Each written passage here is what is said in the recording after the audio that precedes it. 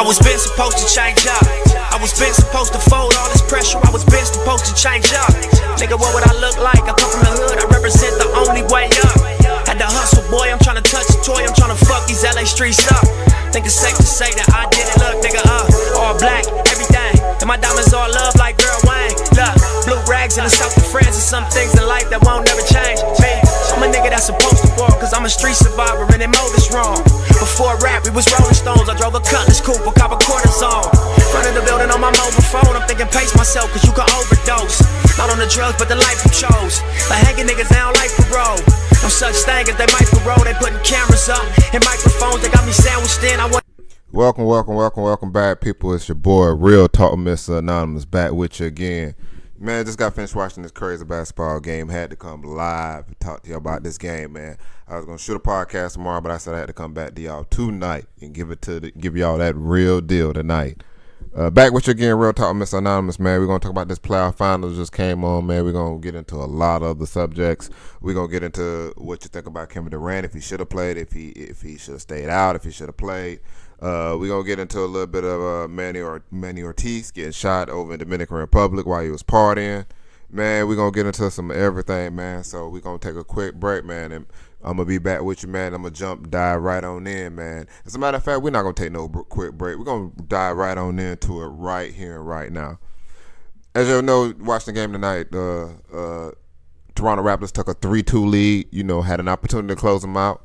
Man, this is the reason why I don't like the league that much. This is the reason why I watch a lot of college basketball myself, man. Because watching these games, man, you see that a lot of times, man, it's like, I don't know, man. I don't know if it's me, if I'm just tripping, man. But it seemed like it'd be rigged to me. I feel like Toronto had this game, and it just seemed like they didn't want it in the end. You know what I mean? Like they wanted to give it away in the end. It almost seemed like the NBA be trying to create more revenue, more revenue profit, man. Like, okay, well, you can't win right now. We need y'all to at least stretch it out one more game. Because I just don't understand the end of the game. You quieting it, y'all down by 1 point. You got the ball with 10 seconds left in your hand. You the man now. You've been doing your thing all game long. And then you give the ball up to give it to somebody else. And then Kyle Lowry shoot a three-pointer that don't even touch the rim. I'm sorry, man. It's hard for me to believe it, man. I don't get it on by the NBA sometimes, man. I think the NBA is rigged sometimes. And I think they do stuff based on numbers and based on projections and just based on, you know what I mean?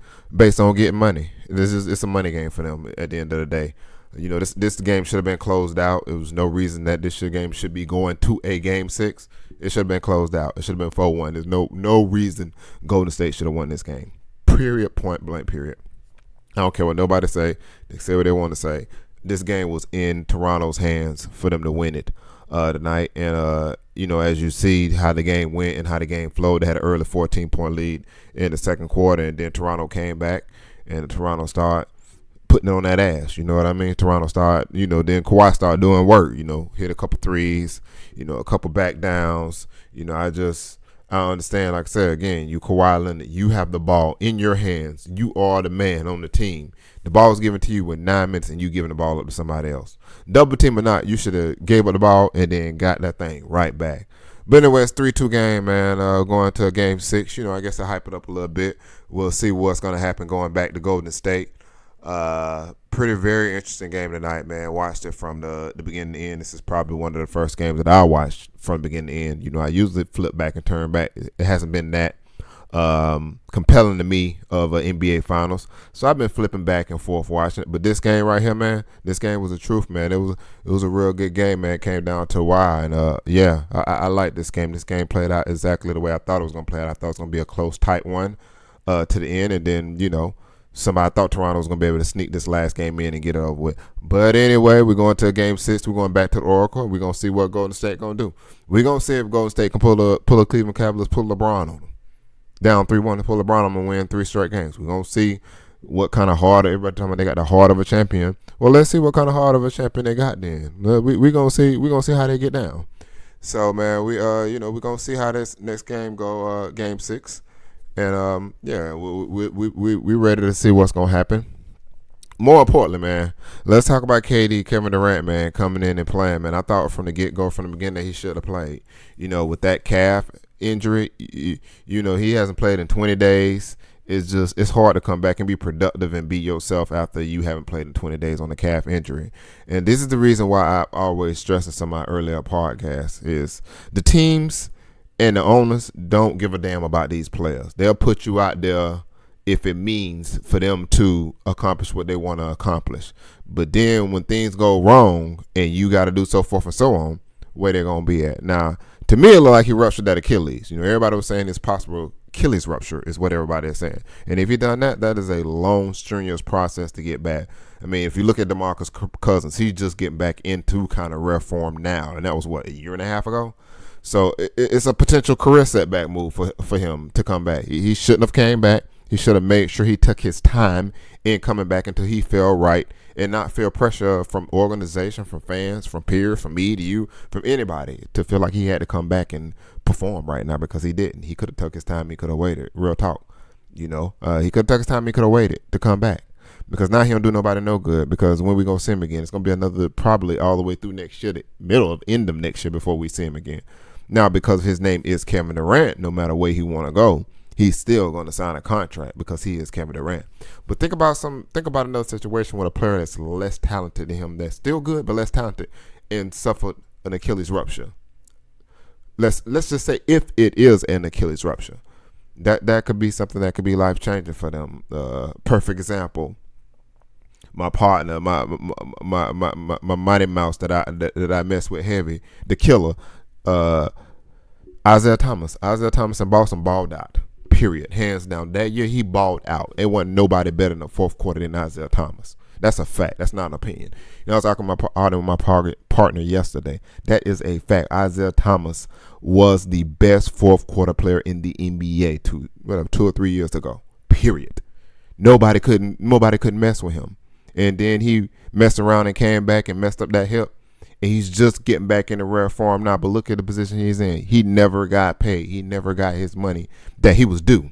Not that he should have got, that he was due. He was due a big contract after the way he played in Boston. Isaiah Thomas was due a big contract from the year he had in Boston, period. I don't care what you say, what you do. He was due a big contract. But he never came. It took him forever to get back healthy. Now he's saying he's finally healthy damn near 2 years later. So, yeah, I'm not a big proponent of players playing when they hurt because ownership and teams, they don't give a damn about you before you get hurt. And when you get hurt, hey, guess what? What your market value speak of when you get hurt is what they usually deal with most of the time. So I wasn't a big fan of Kevin Durant coming back playing. I didn't like the fact that he came back and played. I thought he should have waited, you know what I mean, and just let this offseason play out. You already got a couple of rings with Golden State. Hey, yeah, let this play out the way it's going to play out. But he came back and it's a possible Achilles rupture. We'll wait for an update from when he fly back to Golden State, and we'll wait for an update on probably tomorrow, Wednesday, Thursday to see what it actually is. But it looked like an Achilles rupture to me from the way the muscle and the tendon popped in that leg when they showed the replay. Looked like an Achilles rupture. So prayers go up to KD, man. Hope you get better soon, man. Hope it's not an Achilles rupture. We're hoping for the best, but if it is, we hoping that he gets back into gets that surgery and gets back into full recovery and make a full recovery and still have a productive NBA career, which we know he will. He got some of the best doctors out there in the world, so I'm sure he'll get that taken care of. But it's just sad to see him go out like that, trying to come back and help his team because they're down to win. And then at the end of the day, they don't really give a damn at the end of the day. They can say what they want to say. The owners don't give a damn at the end of the day as long as they win. And that's the only thing that they care about. So, yeah, man, that was sad to see tonight. But Golden State rallied, man, and they made just enough plays to win the game, man. Just enough plays to win the game. That's championship pedigree in them. So, the series could possibly get interesting if they can go to Game 6 in Golden State and then win Game 6 in Golden State. Now we got a series. Now we really talking. But Toronto has to go on with the mindset they got to close them out. We got to close them out tonight. We can't mess around no more. We got to close these dudes out. So hopefully Toronto comes out and like game busters and ready to close them out. But very, very good game tonight, man. Very, very good game tonight. And, we're excited to see what the next game brings to us. Sad to see again KD get hurt. Prayers go up for him, and hopefully he has a speedy recovery. And we're going to see how the rest of these NBA finals play out. Just starting to get interesting now. So hopefully it continue to be as interesting as it was tonight. Yeah, man, we'll take a quick commercial break and we'll be right back with you to talk about some more subjects. Real Talk, Mr. Anonymous, man, checking in with you. Taking a commercial break. We'll be right back. Not on the drugs, but the life you chose. Like hanging niggas down like parole. No such thing as they might parole. They putting cameras up and microphones. They got me sandwiched in. I want a nicer home. They know I take the risk. I don't know right from wrong. Plus any given day you might be gone. No cliches where the lines get drawn. Come on the block, it's a ride zone. Put a loop, niggas stoop in the pirate mode. Paint with less strokes and divide your dog. Guns get drawn, niggas lives get lost. Back with your Real Talk with Mr. Anonymous, man. Yeah, the latest news, man. We did this, like I told y'all last, man. I told you some of the guys that are going to be free agents, man. It's going to be a hot summer this summer. I promise you it's going to be a hot summer. A lot of good free agents, a lot of movement around the NBA, a lot of money being thrown around. But now we hearing that Kyrie Irving, go figure. Did I not tell y'all, man, y'all going to start listening to me, man, when I be talking this shit to y'all. Man, y'all going to start listening to me when I be talking and telling y'all, man. I told y'all Kyrie Irving was out. I knew it before the season was over with. It was a wrap for him. Now they're saying Kyrie Irving potentially a serious interest, mutual interest between him and the Nets. I don't know how I like that pick. I don't know how I like him going to the Nets. Excuse me, because I feel like if he gonna go to the Nets, he might as well stay in Boston because that's about the same thing. You got actually less talent in Brooklyn, but I know he's from the Jersey area, so I know he would probably like to go back to that. The area. But I already knew he was out because of everything that was going on in Boston. It's too much to do. I've always been a fan of Kyrie Irving, and by far, this is not an opinion. This is a fact. Kyrie Irving has the best handles that we've ever seen in any NBA player, period. We ain't going to even debate that. We ain't going to discuss that. That is a fact. That is what it is. Kyrie Irving has the best handles. But I just always thought his game never really translated into him being a leader. I never thought this game transferred into him being a centerpiece for a basketball team by himself because of his style of play. It's more of a one-on-one style of play.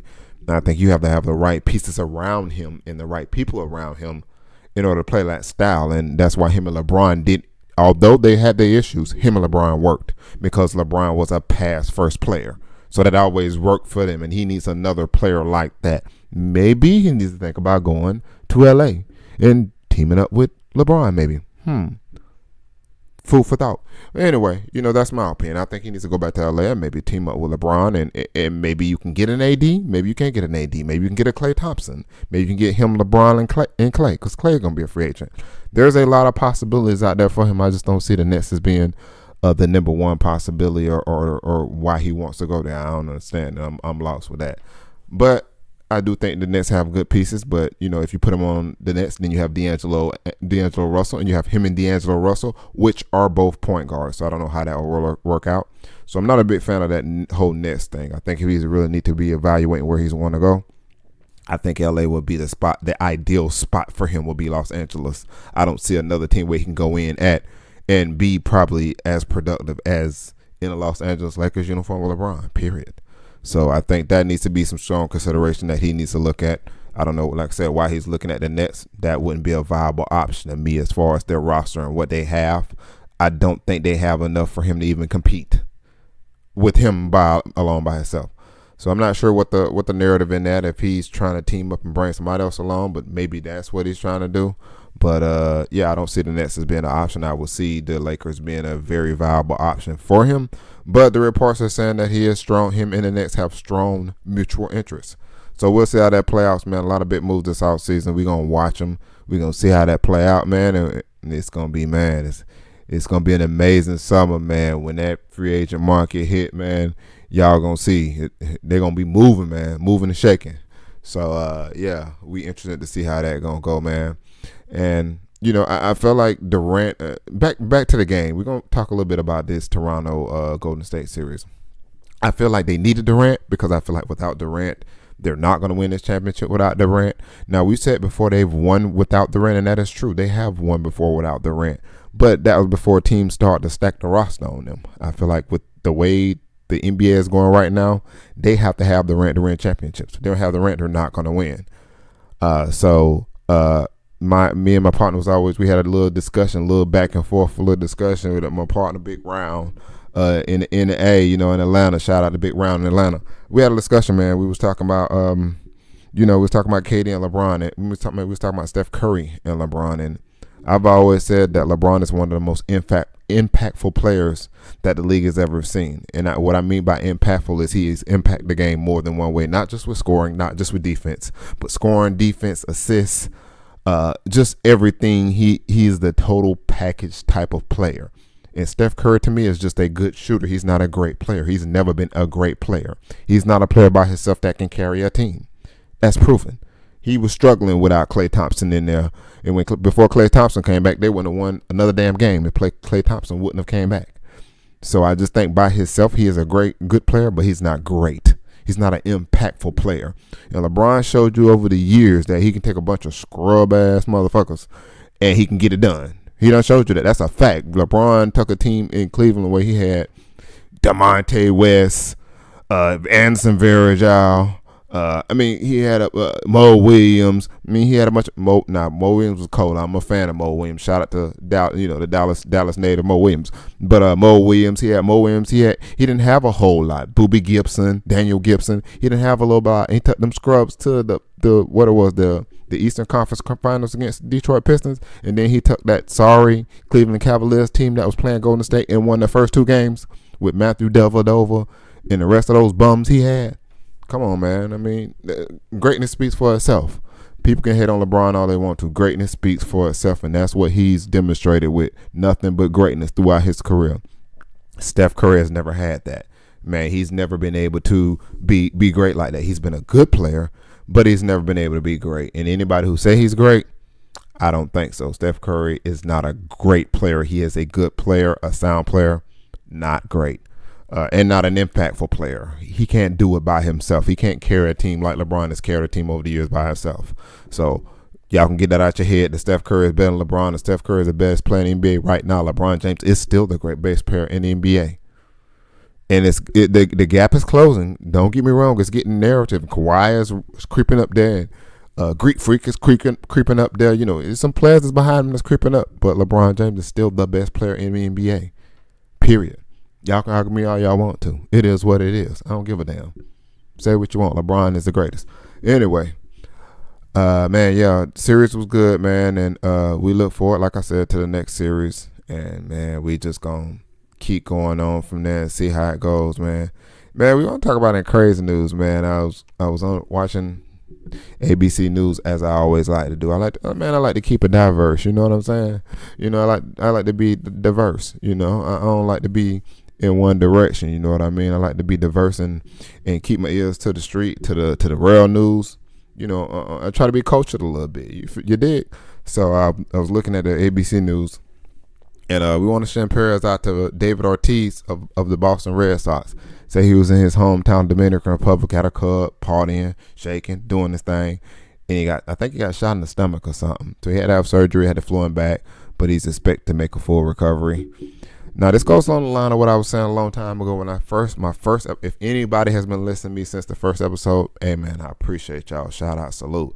The first episode I was talking about how sometimes, like Nipsey Hussle got shot. Sometimes, man, you can't be where you were born at. You can't be in your same hood, in your same area no more when you make it to a certain level. People don't want to see you do good. They just don't. That's a fact. People hardly ever want to see you do good when they do good. They'll say you want to see you do good, but when they see you doing, that's in general in life. When people see you doing better than them, they always hate. Always hate. So, we got to change up some of these things and how we move and how we operate when we out and about. When you got money like that and when you famous like that, you are always a target, period. You can go and you can try to have a good time and try to mix and mingle in, but at the end of the day, they always out there watching and lurking, man. You got to be careful of where you at. You got to be mindful of where you at. You got to know that, hey, they out there to get me. So it's sad that this man just in his hometown of Dominican Republic enjoying himself at a bar and somebody try to rob him, try to get him. But that's been the story of our lives as minorities. We've always had that problem, as white people. They never had that problem. They can have money and be wherever they go, and nobody gonna try to rob and kill them or do nothing. But it's always, as minorities, we've always had that problem where we've always been the target of something if we had something more than somebody else. It's almost like Jay-Z was saying it's almost like a crab in a bucket syndrome. Like, if you get too far ahead of me, I want to pull you back down. Instead of me, you getting to the top and you pulling me up so we can all get out. No, I'm going to get to the top, but I'm not going to pull you back up. But I know you're going to try to pull me back down. So it's a bad connotation that we got as blacks, man. We got to continue to do better. We got to continue to educate ourselves through books, through training. Educate ourselves through resources, networking. We just gotta do better, man. Because at the end of the day, we can't keep on going at the rate we're going and expect to be anywhere close to where we need to be or where we need to go. And there's too many sacrifices that's been made for us by our ancestors, man. It's way too many sacrifices have been made for us not to be in a position of power as we should be amongst each other, helping each other out to get to where we need to be. So shout out to Danny Ortiz. They say he's supposed to make a full recovery, had surgery in Dominican Republic. They flew him back to Boston. So they say he's in good hands. So we just want to pray for him, man. But we gotta move differently out here when we out here in these streets, basically. When you have something of stature, when you have money, you got to move differently. That's just the way it is. Ain't no way around that. You might not be able to always hang in the same areas that you hang in, or if you hang in those areas, you might need to think about some extra security, or you might need to think about keeping that as Lil Duval said, keeping that fire on you. You know what I mean? Keeping that fire on you.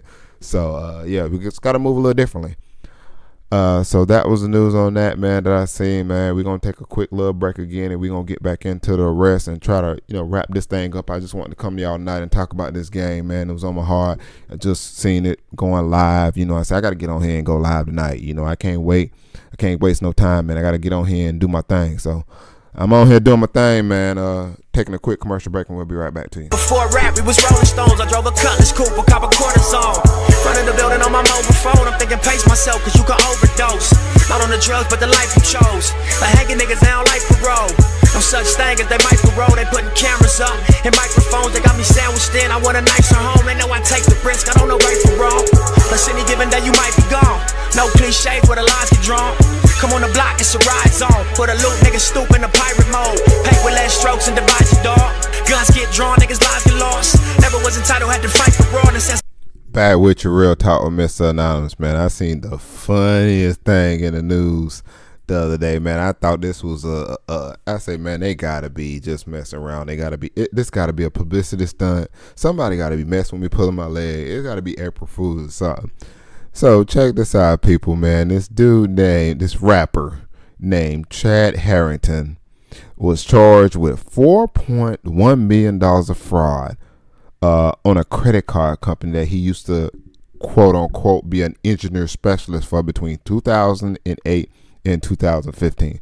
But check this out, people. The thing that was crazy, during the time, him and 4 other guys allegedly, now we always got to say allegedly because we don't know if it's true, but they allegedly used these credit card companies to pay for music instruments, sound equipment, airline tickets, restaurant bill, and even he was advertising his music on Billboard. So he was a rapper basically, and he was promoting his business with the information that he got off other people's credit cards.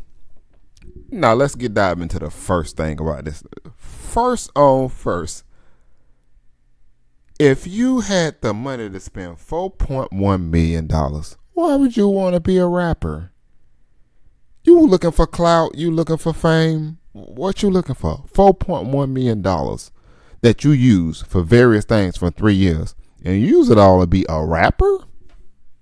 Man, I'm lost, man. I'm lost. Maybe somebody can help me out with this, man. But ain't that much clout in the world. That $4.1 million, you could have been living a good life if you know you was going to go to jail behind it. Eventually, you was going to get caught. I mean, you could have been living a good life. You could have been all over the world with that money. You know what I mean? I would have been all over the world if I was going to do that. I would have been all over the world with that money if I knew I was going to be $4.1 million and then I was going to get caught. But this dude used that money to build his rap career. That just tell y'all, man, how messed up. I talked about this before. We have such a messed up society that people are using money to become famous. Everybody wants to become famous. They don't want the money. He had the money at his disposal if he wanted to use that for whatever it had to be. but he wanted to use it to be a rapper. Everybody wants to be famous these days, and for the life of me, man, I can't understand that. I don't get it. Maybe because I'm not that type of individual. And maybe y'all can help me out. Leave some comments, man, when y'all listen to this podcast. Leave some comments. Comment on it. Tell me what y'all think about it. But I don't get why you spent $4.1 million to be a rapper when you just had $4.1 million rolled through your hands. You don't need to be a rapper with $4.1 million. I can do my own thing with 4.1. But people, man, get so caught up into women and cars and money and fame and recognizing. We want to be recognized now, man. We're a society that wants to be recognized. We have to be recognized by other people that don't even know us or don't even care about us. That's what it is at the end of the day, man. People don't know us and they don't care. People don't care to know you. It don't matter who you are. It look good and you might have a hit or you might have this and that, and they might follow you for a little bit, but they don't give a damn about you at the end of the day. They don't, because they don't know you. They don't personally know you. So I'm lost why we feel the need to be recognized or be to be put on such a high pedestal by so many people that don't know us. We do shit for likes. For likes and attention on Instagram, and I don't get it, man. It's such a messed up world we have, and social media has been good for us because it has created a lot of businesses. It created a lot of, like I told you before, it's created a lot of different things for black people. Black people have came up off of social media and done great things. Don't get me wrong, but at the same time, man, it's poison. It's poison our community. It's poison our black community so much. We idolize and we look at the wrong things in life now, man, and it's sad, man, that this man took money from somebody else that, like I said, wrong. It was wrong in general from taking money. Let's start off with that. I'm not condoning his behavior. I'm just saying, if you were going to take $4.1 million, you were going to do that. At least you could have done something, that would have been beneficial to you as opposed to trying to be a rapper. So, man, I'm lost by some of the things that guys do and some things that people do in this world, man. I'm going to continue to pray, man, and continue to ask God to show us and give us the way, man, because this right here ain't the way.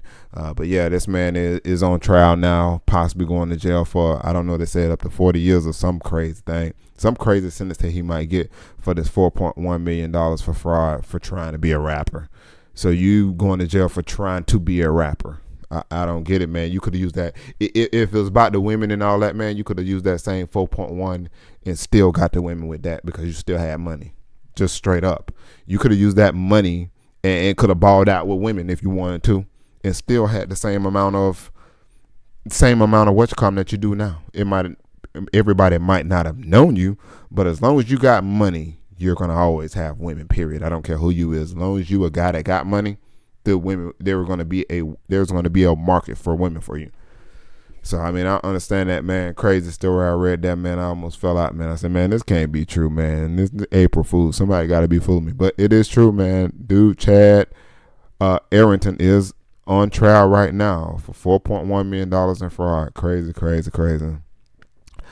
So, man, yeah, that was the craziest thing that I read all week, man. I laughed so hard off of it, man. It was funny, but then again, it wasn't funny because it's a young black man that is possibly going to jail over something that, he didn't need to do. You know what I mean? He could have tried to find another way in order to get to the level of artistry or whatever he was trying to do.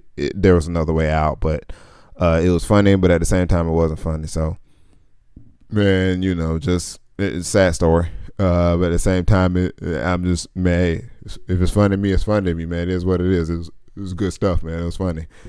So, yeah, man, we're going to take another quick break, and, man, we're going to come back and finish up this show with y'all, man. And, yeah, we're going to take a quick break. And we'll be right back. Plus any given day you might be gone. No cliche where the lines get drawn. Come on the block, it's a ride zone. Put a loot, niggas stoop in the pirate mode. Paint with less strokes and divide your dog. Guns get drawn, niggas lives get lost. Never was entitled, had to fight for broad necessities in life. You see the reason, right? I was been supposed to change up. I was been supposed to fold all this pressure. I was been supposed to change up. Nigga, what would I look? Back with your Real Talk with Mr. Anonymous, man. Coming back with you live and direct, man. Live and direct on this. What is this? A Monday night? Live and direct on this Monday night, man. Right after this last NBA Finals game. We had a good game, a showdown, man. And live and direct back with you, man. We're gonna talk about this Warriors investor named Mark Stevens. Yeah, that's his name, Mark Stevens. That Kyle Lowry went into the bench and he shoved. Now this man is a billionaire. He's an investor a part investor of the Golden State Warriors. Man, he know better. I don't care what nobody say. Now, from one standpoint, I understand, like some people say, we all make mistakes. Ain't nobody perfect in this world. We all make mistakes.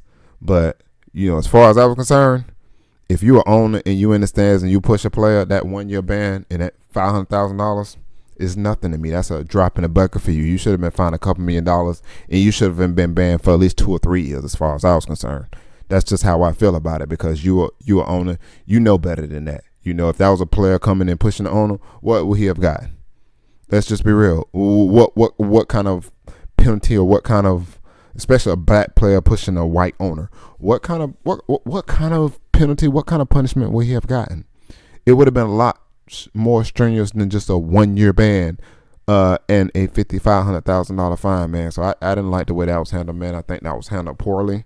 I think he should have gotten way more than that, and he deserved more than that, because he pushed this man, and this man didn't even touch him. He was 2 seats away from him when he pushed this man. So he pushed this man, and he shouldn't have even been touching this man, and cussed at him on top of that. So he know better than that. You know what I mean? He a part owner. He ain't like regular fan. He a part owner. But again, here we go with this white privilege again. This white privilege always seeks in a lot. And don't get me wrong, when I talk about white privilege, I'm not talking about all white people. I'm just talking about there's some white privilege out there, man, and it gets away with a lot of things that they shouldn't get away with. Period. That's just what it is. Especially when you white privilege and you have money, you're liable to get away with more. So to me, that was a tap on the back. Just settle down, basically. And I didn't like it at all. I didn't think it sent a great message. I didn't think it really showed him that, hey, you can't, this behavior won't be stand for. I didn't like how Adam Silver handled that situation. Now I did like how he handled the situation for the Donald Sterling, the Clippers owner. But this particular situation, I feel like something more should have been done. Wasn't handled as good as it should have been handled, and it should have been a much, much stiffer penalty.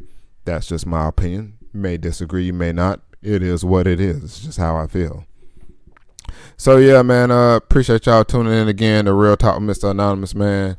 Man, I be having so many materials that I be going through, man, and I be trying to get it all out, but I be trying to keep it down to a minimum of 30 minutes. My motto, this is the best damn 30 minutes of your life. So I try to give y'all that real raw 30-minute show, man. Try to give y'all that consistent fire-ass show every week, man. So, man, I'm going to leave y'all again like I always do, man, with this food for thought. I want y'all to think about this and let it seep into, Martin said on, what was that movie? My movie, Blue Street. Let it seep into your pores, I want y'all to think about this and give this some food for thought. This is a food for thought quote. Before you speak, listen. Before you write, think.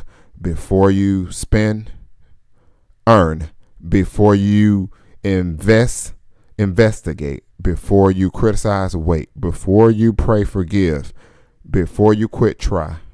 Think about that quote I just said, man. A lot of powerful things in that. And, when I be giving y'all this food for thoughts, I also be taking it into my mind myself as I'm giving it to y'all, man. So, man, I thank y'all for tuning in to another Real Talk with Mr. Anonymous, man. We appreciate y'all's love and support, man. Keep tuning in, keep watching, keep subscribing, man. Keep making comments, good or bad, criticism, whatever it may be. Man, keep hollering at me, man. I'm also on Instagram at Real Talk with Mr. Anonymous. I'm on Twitter at Real Talk with Mr. Anonymous. I'm on iTunes. I'm on Google Play. I'm on Spotify, man. You can find me everywhere. I'm on Podbean. I got a website, www.realtalkmranonymous.com, man. Y'all keep holding it down, man. I appreciate y'all. Love y'all, man. God bless. Hope y'all have a blessed weekend, blessed week, the rest of the week, man. Everybody wake up and it's a new day to build, man, on tomorrow, which is Tuesday, man. God bless y'all. Love y'all.